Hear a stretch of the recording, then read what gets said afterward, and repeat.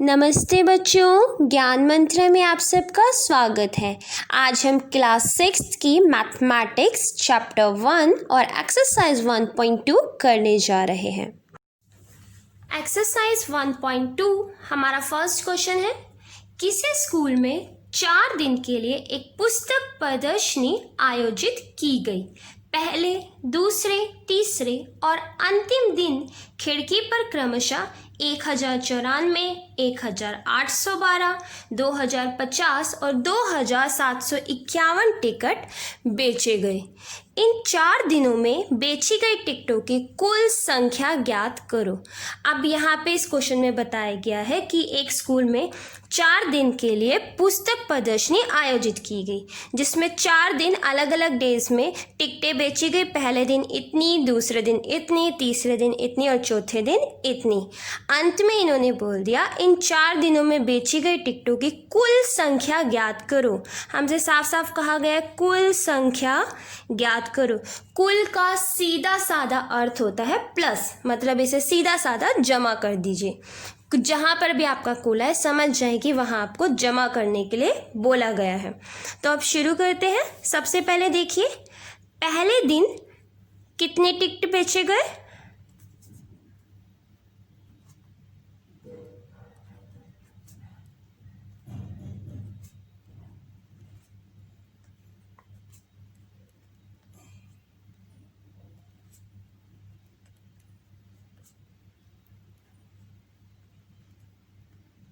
पहले दिन बेची गई टिकटों की संख्या प्लस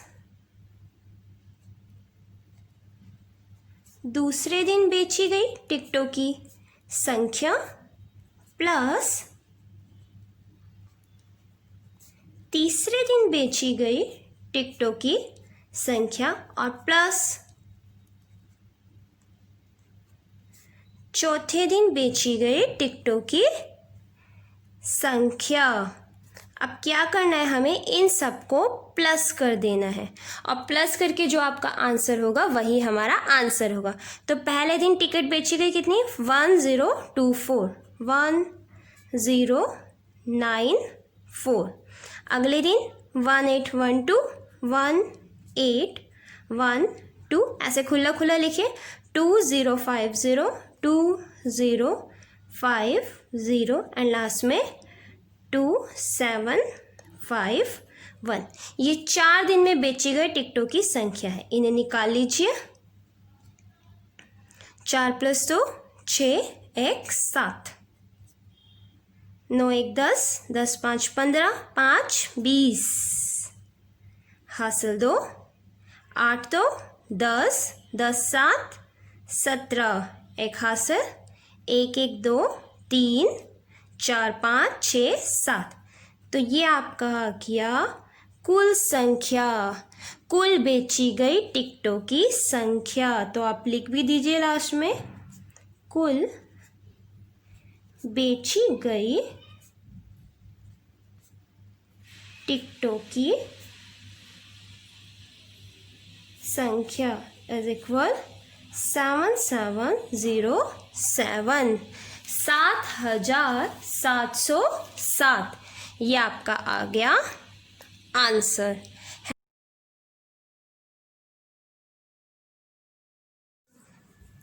प्रश्न 2, शेखर एक प्रसिद्ध क्रिकेट खिलाड़ी है। वह टेस्ट मैचों में अब तक 6980 रन बना चुका है। वह 10,000 रन पूरे करना चाहता है। उसे कितने और रनों की आवश्यकता है?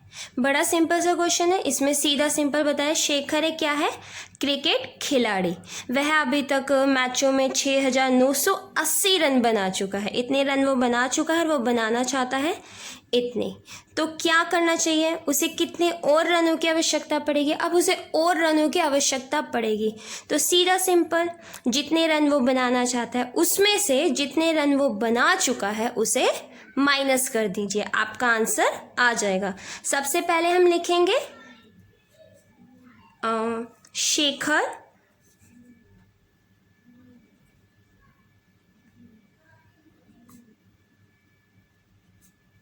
रन पूरे करना चाहता है। कितने बनाना चाहता है? 10,000। ठीक है। शेखर रन पूरे करना चाहता है 10,000। वो टोटल 10,000 रन बनाना चाहता है। और शेखर ने अब तक रन बनाए हैं कितने? देखिए,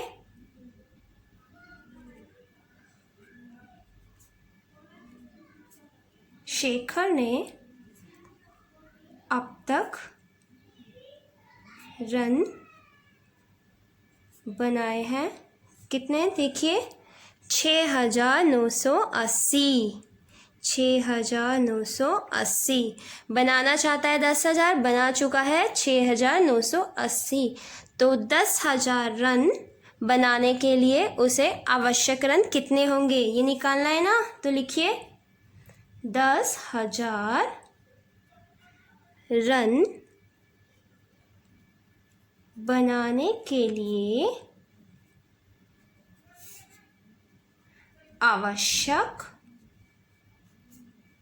रन इज इक्वल 10,000 माइनस 6,980। अब इसे घटा दीजिए। ये हमने लिखा 10,000 और ये लिख देंगे 6,980। इस तरीके से लिखेंगे तो हमेशा सही होगा। इसे माइनस कर दीजिए। 0 में से 0 गया 0। 0 में से 8 नहीं कट सकता है तो क्या करेंगे? उधार लेंगे। 0 ने इस 0 से मांगा, इसके पास भी कुछ नहीं था, इसने इससे मांगा, इसके पास भी कुछ नहीं था, इसने इससे मांगा, तो यहाँ रह गया 0, इसके पास आ गया 10। फिर इसने इसे दे दिया, ये रह गया 9 और ये हो गया 10। अब इसको इसे देना था तो इसने भी एक अपना काट के दे दिया, तो ये हो गया 10। 10 में से 8 कटे, कितने बचे? 2। 9 में से 9 गया 0। 9 में से 6 कटो 3। तो शेखर को कितने रनों की आवश्यकता है? 3,020 रन की। है ना, बहुत आसान, सीधा सिंपल क्वेश्चन था। सिर्फ उसे माइनस करना था। जरूरी था लास्ट की लाइन को समझना। उसे कितने और रनों की आवश्यकता होगी, उसे और रन चाहिए। तो क्या किया हमने? जितने रन उसे चाहिए थे उसमें से जितने रन बनाए हैं उसे माइनस कर दिया। तो ये आ गया आपका आंसर। ठीक है। प्रश्न 3। एक चुनाव में सफल प्रत्याशी ने 5,77,500 मत प्राप्त किए, जबकि उसके निकटतम प्रतिद्वंदी ने 3,48,700 मत प्राप्त किए। सफल प्रत्याशी ने चुनाव कितने मतों से जीता? ये मत है हमारे वोट।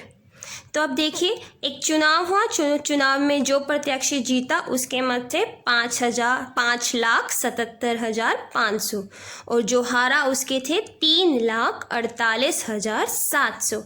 अब आपको निकालना है कि सफल प्रत्याशी कितने मतों से जीता है। ठीक है, ये आपको निकालना है। फिर से पूछ लिया कितने, कितने जहां पूछ रहे ना एक से ज्यादा कितने, वहां हम कर देते हैं सीधा सिंपल माइनस। आप क्वेश्चन शुरू करते हैं। सबसे पहले लिखिए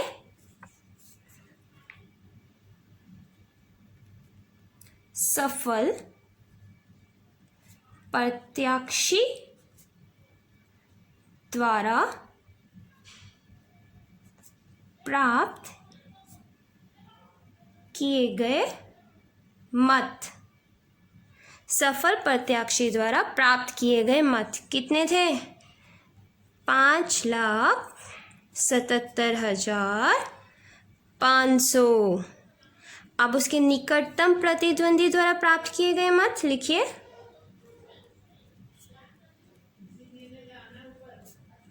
निकटतम प्रतिद्वंदी द्वारा प्राप्त किए गए मत बराबर 3,48,700। सफल ने प्राप्त किए थे इतने और उसके निकटतम प्रतिद्वंदी के मत थे इतने। अब इन दोनों का अंतर निकाल लीजिए। उनका अंतर। सीधा सिंपल, जैसे मैंने आपको खुला खुला लिखना सिखाया वैसे ही लिखिए, आसानी से आप लिखेंगे और कोई मिस्टेक भी नहीं करेंगे। नीचे निकटतम प्रतिद्वंदी के मत, सॉरी 48,000 था, 700। अब इसे कर देंगे हम माइनस। सीधा सिंपल, जीरो में से जीरो गया जीरो, यहाँ पे भी जीरो में से जीरो गया जीरो, 5 में से 7 नहीं कट सकता तो हाथ से लेंगे, इससे लिया एक, ये हो गया 15, 15 में से 7 गए, कितने बचे 8, 6 में से 8 नहीं कट सकते तो क्या करेंगे, ये भी इससे उधार लेगा, यहाँ पे रह गया 6, यहाँ पे हो गया 16, 16 में से 8 काटो 8, 6 में से 4 गया 2 और 5 में से 3 गया 2, तो हमारा क्या आया आंसर 2,28,800। तो सफल प्रत्याशी कितने मतों से जीता, लिख लीजिए, सफल प्रत्याशी 2,28,800 मतों से जीता। है ना बहुत आसान, सीधा सिंपल माइनस करना था, बस आपका माइनस सही होना चाहिए, आसानी से ये क्वेश्चन सॉल्व हो जाता है। अब हम आ गए हैं क्वेश्चन 4 पे। चलो अब क्वेश्चन 4 देखते हैं। कीर्ति बुक स्टोर ने जून के प्रथम सप्ताह में 2,85,851 रुपये मूल्य की पुस्तकें बेची। मतलब इन्होंने बताया एक कीर्ति बुक स्टोर है जिसने जून के फर्स्ट वीक में प्रथम सप्ताह में 2,85,891 रुपये मूल्य की पुस्तकें बेची। इसी माह के दूसरे सप्ताह में इन्होंने 4,07,68 रुपये मूल्य की पुस्तकें बेची। दूसरे सप्ताह में इन्होंने क्या किया, 4,07,68 रुपये मूल्य की पुस्तकें बेच दी। दोनों सप्ताहों में कुल मिलाकर कितनी बिक्री हुई, इनका सबसे बड़ी देखने की चीज़ तो है, इन्होंने कहा कि दोनों सप्ताहों में कुल मिलाकर, जहाँ इन्होंने पूछ लिया कुल मिलाकर, वहीं हम क्या करेंगे, इन दोनों को प्लस कर देंगे, ठीक है, इसका कुल आ जाएगा। उसके बाद ये कहते हैं किस सप्ताह में बिक्री अधिक हुई। अब देखना है कौन से सप्ताह में बिक्री अधिक हुई, तो ये बाद में करेंगे, पहले स्टार्टिंग करते हैं, ठीक है, फिर उसके बाद आगे का समझाती चलूंगी। पहला था हमारा प्रथम सप्ताह की बिक्री।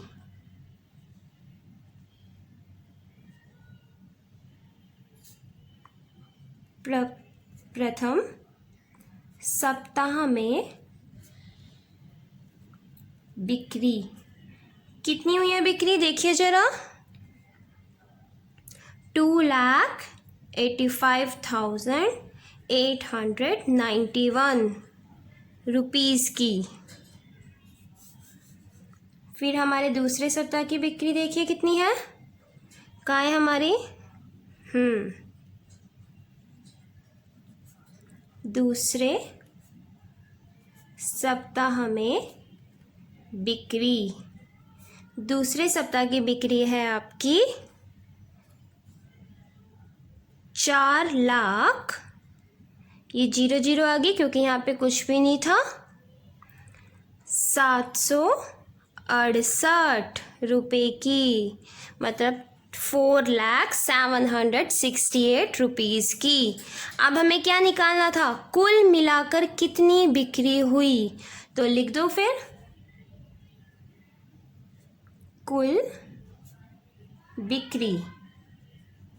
अब कुल बिक्री करने के लिए क्या करेंगे, इन दोनों को सीधा सिंपल प्लस कर दीजिए,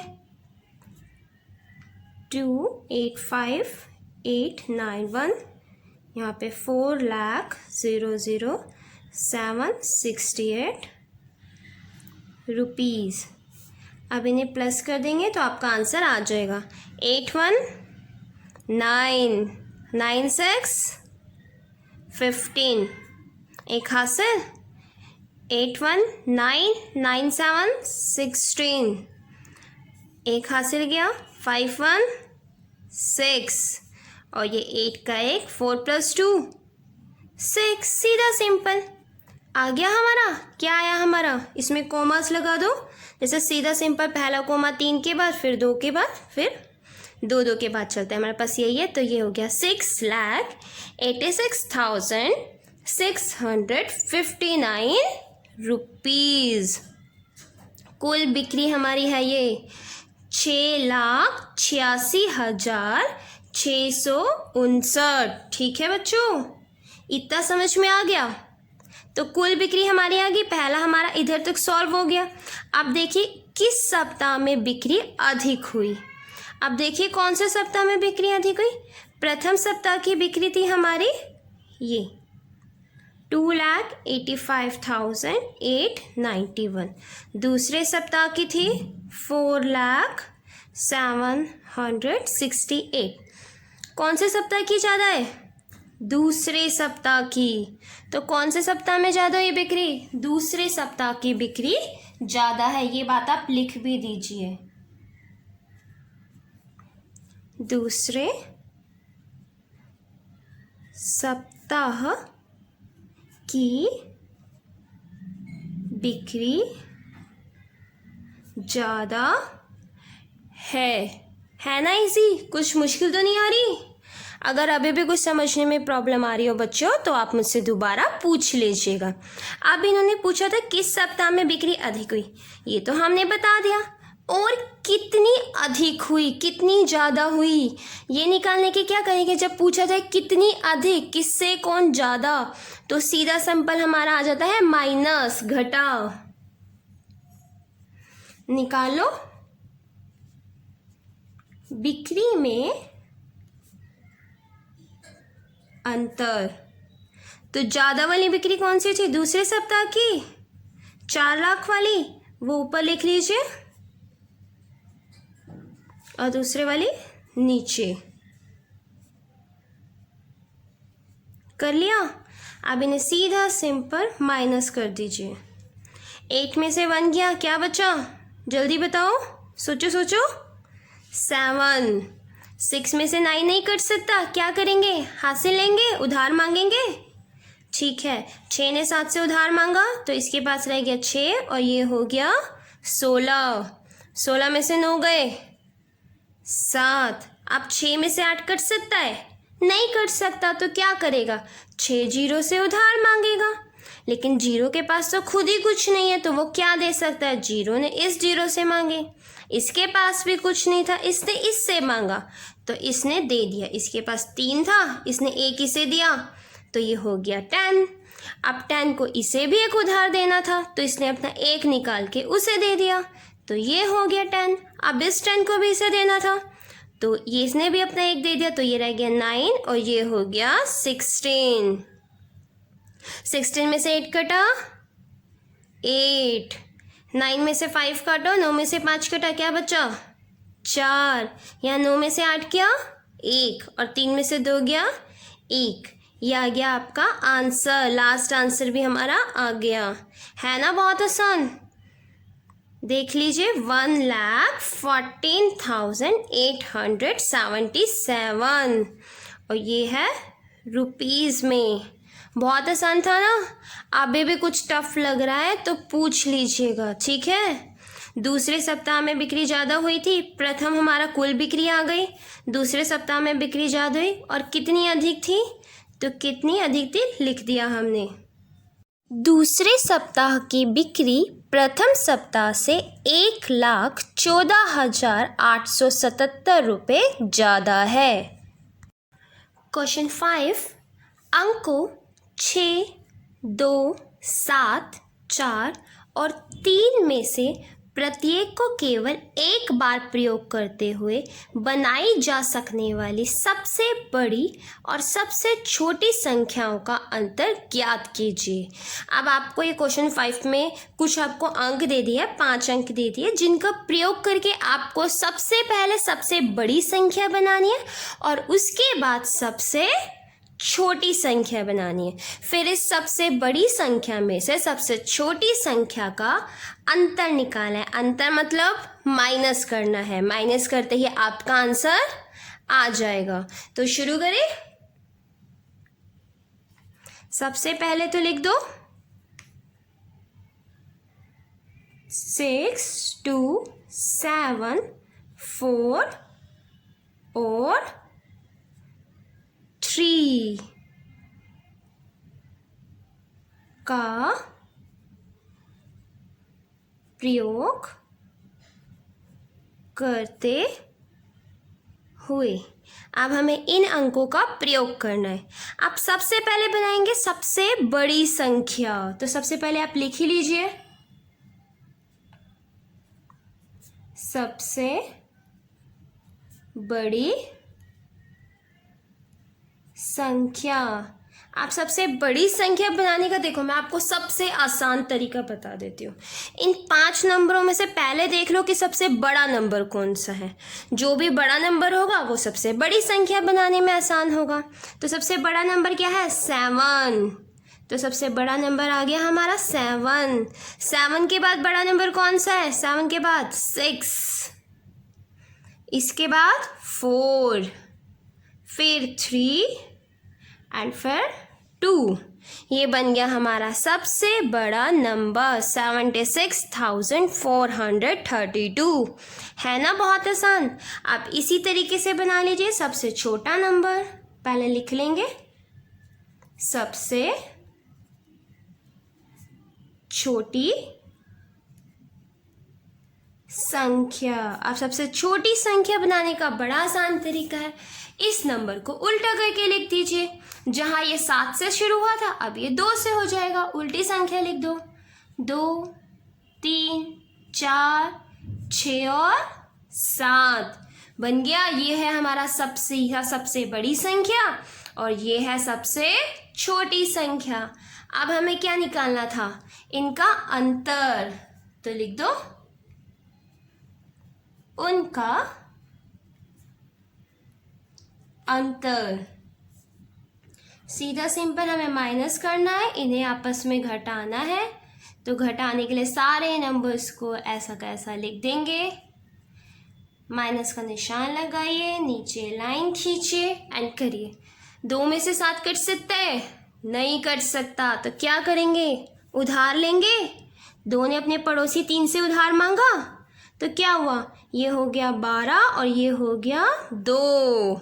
12 में से 7 काटो, कितना बचा? जल्दी जल्दी बताओ 5। ठीक है। अब 2 में से 6 कट सकता है? नहीं कट सकता। तो फिर से क्या करेंगे?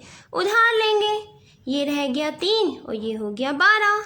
12 में से 6 कटा 6। 3 में से 4 कट सकता है? नहीं कट सकता। 3 में से उधार मांग लेगा। फिर ये रह गया 5 और ये 13। 13 में से 4 काटो, जल्दी बताओ, कौन बताएगा पहले? ओके 9। तो 13 में से 4 गया, बचा 9। अब 5 में से 3 काटो, ये तो कटता है आपस में, तो आ गया 2। 7 में से 2 काटो, जल्दी जल्दी, ये आ गया 5। तो ये आ गई हमारी संख्या। ठीक है, ये हो गया 52,965। सबसे बड़ी व सबसे छोटी संख्याओं का अंतर। तो ये है हमारा आंसर। अच्छा बच्चों, आज की वीडियो में बस इतना ही। बाकी के क्वेश्चंस आपको अगली वीडियो में मिलेंगे। अगर आपको वीडियो पसंद आई हो तो वीडियो को लाइक ज़रूर करें, और अगर चैनल को सब्सक्राइब अभी तक नहीं किया है तो चैनल को सब्सक्राइब भी कर लीजिए, ताकि आपको नेक्स्ट वीडियो सही टाइम पर मिल सके। धन्यवाद।